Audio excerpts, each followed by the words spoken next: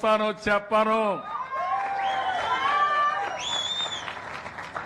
2-3 గంటల కంటే ముందు చెప్పి నేరుగా ఊరికి వచ్చి నేను 9 నెలలు సమయం ఇచ్చా, ఇంకా పరిశుభ్రత లేకపోతే ఎందుకు లేదో చెప్పే బాధ్యత అక్కడ కలెక్టర్ దగ్గర నుంచి అడ్మినిస్ట్రేషన్ తీసుకోవాల్సిన అవసరం ఉంది.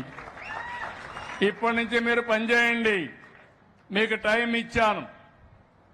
నేను సమస్యలు పరిష్కారం చేయగలిగిన సమస్యలన్నీ పరిష్కారం చేసే బాధ్యత మీ మీద ఉంది. ఇంత మునుపు ఈ మాత్రం కూడా సమయం ఇచ్చేవాడిని కాదు.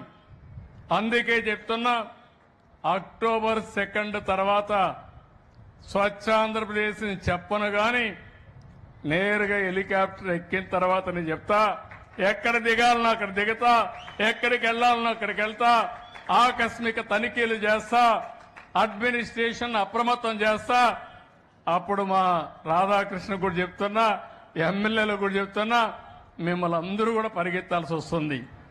అప్పుడు పరిగెత్తే బదులు ఇప్పుడే పరిగెత్తమని వారందరినీ కోరుతున్నా. మనం ఒక ఆశయం కోసం పనిచేస్తున్నాం. మీరు చూడండి, నేను ఎప్పుడు టెక్నాలజీ మాట్లాడితే ఎగతాళి చేశారు.